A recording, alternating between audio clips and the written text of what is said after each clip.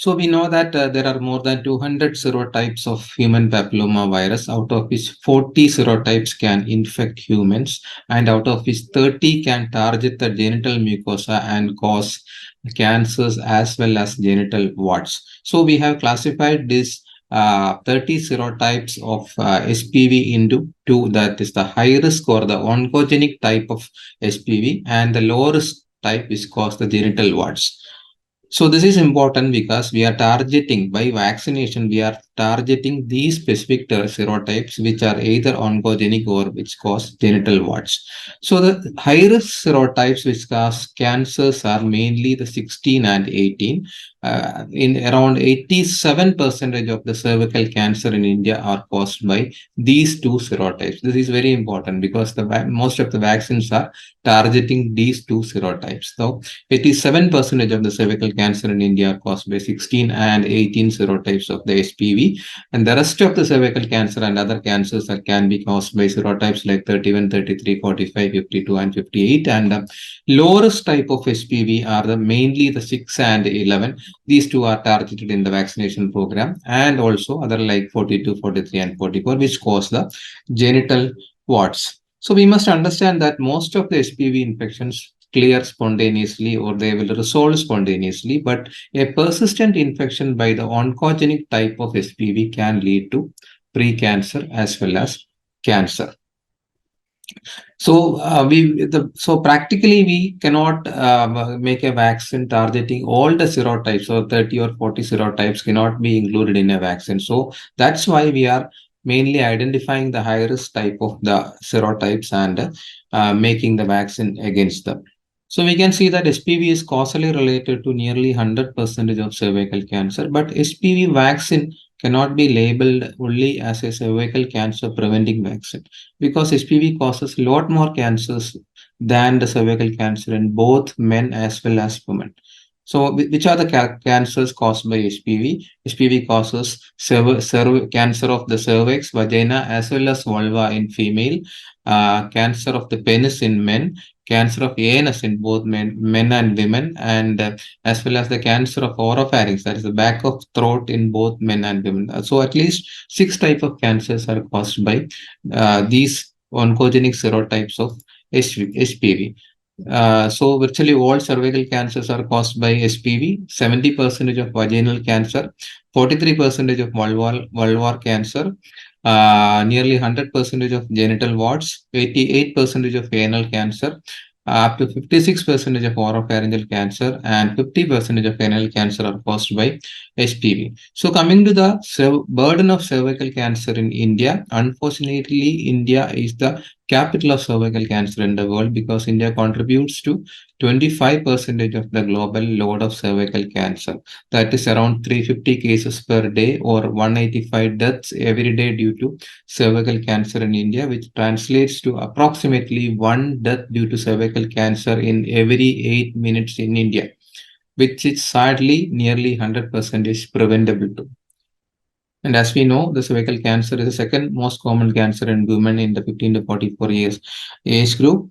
But the cervical cancer we detect by screening. We know that we are doing the cervical cancer screening routinely, but this is only the tip of the iceberg of the cancers caused by HPV because screening percentage is very low, and HPV causes a lot more cancers in men and women other than the cervical cancer. So in November 2020, WHO outlined 3 key important steps for the elimination of human papilloma virus. One is the vaccination, second is the screening, and third is the early identification and treatment of the cancers.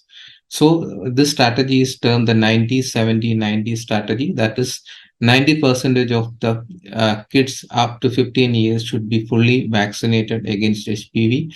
Then 70% of the women should be screened with a high performance test by 35 years and again at 45 years. And 90% of women should be identified and given proper treatment.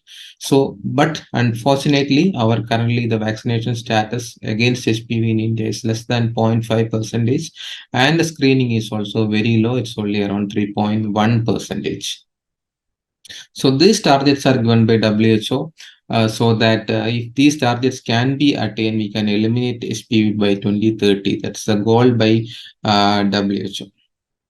So coming to the method of the modes of HPV transmission, we know that it's a sexually transmitted disease. But one point to highlight here is that for an HPV transmission, a penetrative sex is not needed. In a genital skin-to-skin contact can result in a HPV transmission among the partners. So the thing is, the condom use does not provide a complete protection against HPV transmission, unlike other sexually transmitted diseases.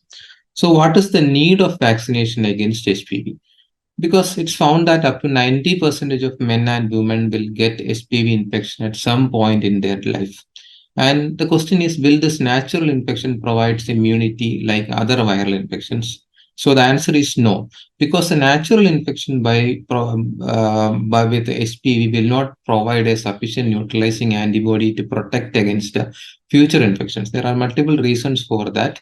One is the natural infections only produce a weak local infection. There are no inflammation and the immune system is not alerted by a natural infection, and there is no systemic viremia in case of an HPV natural infection. So for the immune system to get alert and to provide sufficient immunity or to generate antibodies for a cell-mediated immunity, systemic viremia is needed. This is not happening in case of a natural HPV infection. This is why it doesn't provide a sufficient antibody titer to fight against future infections. So here comes the importance of HPV vaccination. So vaccine, when we given, it will induce a higher antibody level in the blood, which will neutralize the virus at the entry point itself.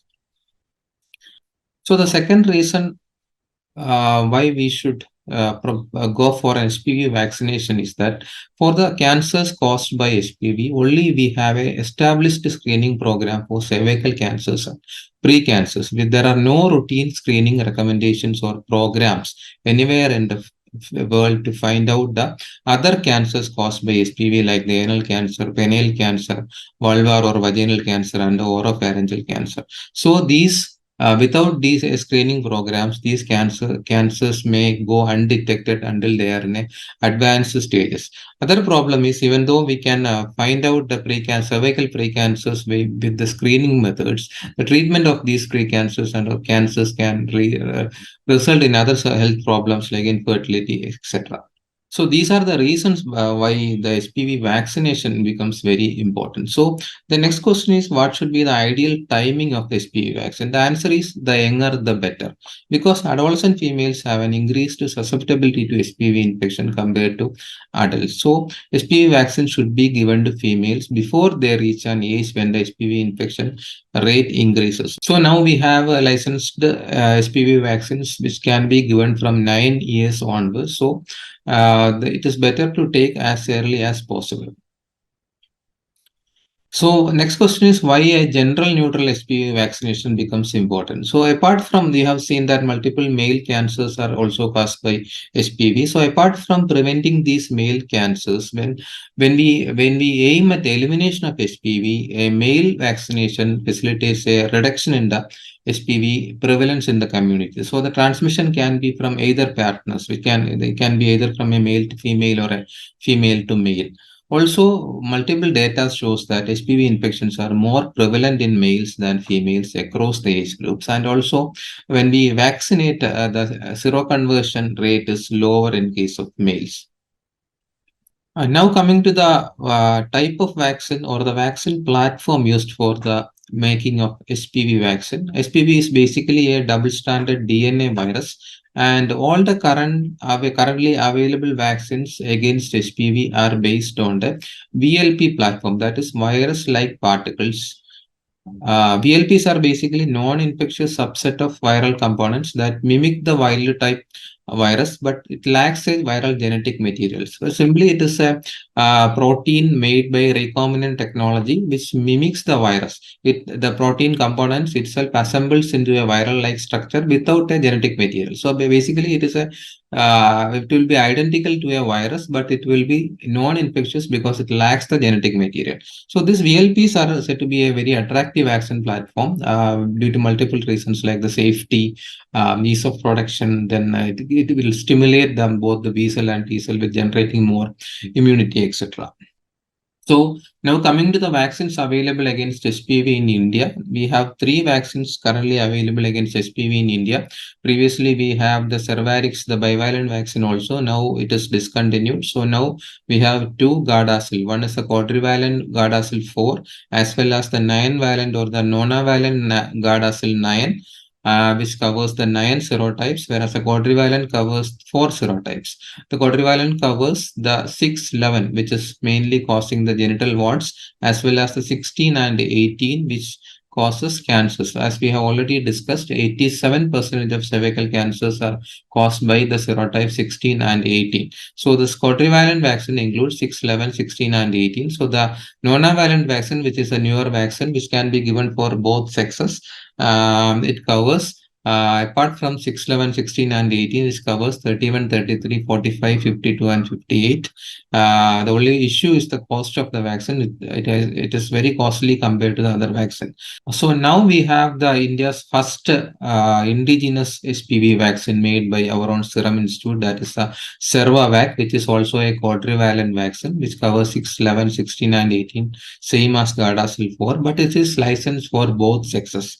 It is the age group which can be given is from 9 to 26 years for both the sexes. So coming to the vaccination schedule of Gardasil 4, it is licensed only for females. And from 9 to 14 years, it is 2 doses at 0-6 month interval. And 15 to 45 years, it is 3 doses, 0, 2, and 6 months. And in immunocompromised, it's always 3 doses. So coming to the Gardasil 9, the schedule is for boys, it is licensed from 9 to 15 years only. That is a 3-dose regimen, 0 to 6 months. And the girls also a 3-dose regimen, but it's licensed up to 26 years. The regime is, the schedule is same, that is 0 to 6 months. And the cost of the vaccine, the Gardasil 4 cost around 4,000 rupees for a single dose. And whereas the Gardasil 9, as I said, is costly. It costs around 10,000 rupees for one dose. So for 3 doses, one individual needs around 30,000 rupees for the completion of the vaccination schedule. So coming to the new Serum Institute Cervavac, this is licensed up to 26 years for both males and females, and the dosage is from 9 to 14 years. It is 2-dose schedule at 0 and 6 months, and from 15 to 26 years, a 3-dose schedule given at 0, 2, and 6 months of age. So coming to the contraindications, in pregnancy, as of now, we don't have any data or studies with this HPV vaccine in India, especially in India. So currently, these vaccines are not advisable to give in pregnancy, or we can say that is contraindicated in pregnancy, mainly because we don't have any studies and data. And we can give this vaccine in a lactating woman. So now coming to the long-term follow-up and the need for boosters, and the HPV vaccine in most of the studies shows that it is maintaining a sufficient immunity for a long period of time, and we have data up to 12 to 15 years. And as so, currently boosters are not recommended for HPV vaccine. So coming back to the WHO target of vaccinating 90% of kids before 15 years, the main hindrance is, as we know, is the cost of the vaccine. So WHO was conducting several studies in several countries with a single dose vaccine to find out whether a single dose vaccine is effective in preventing HPV. So very recently, that is in April 2022, the SAGE review, they have come out with a recommendation that countries can now choose between a 1-dose or 2-dose schedule for girls in the 9 to 20-year age group and a 2-dose schedule for above 20 years. This is basically a cost-cutting strategy, but WHO now recommends the countries whether they can adopt a 1-dose schedule or 2-dose schedule, but the aim should be to achieve a 90% coverage of vaccination for the kids before 15 years of age.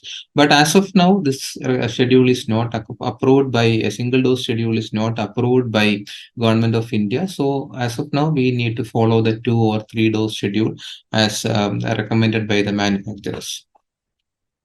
So in summary, HPV vaccine is a very efficacious vaccine, up to 98 to 100% efficacious. It is a high impact vaccine as stated by WHO, and the 16-18 serotypes causes 87% of cervical cancer in India, and all these vaccine has these 2 serotypes, and the safety of the vaccine is very well documented. And this is a very interesting data projection published in the WHO Global Vaccine Action Plan that states the number of deaths averted per 1,000 persons vaccinated, comparing different vaccines. The first is a measles vaccine. We can see that per 1,000 persons vaccinated, 16.5 deaths are averted. And regarding the hepatitis B, for 1,000 persons vaccinated, 8.3 deaths are averted. And interestingly, for the human papilloma virus, for 1,000 persons vaccinated, 15.1 deaths are averted. That is the importance of this HPV vaccine. And as we have already discussed, we are conducting our KGMOI Thiruvananthapuram HPV vaccination program on July 23rd. I request everyone in and near Trivandrum to avail this opportunity to vaccinate your kids with this very important vaccine.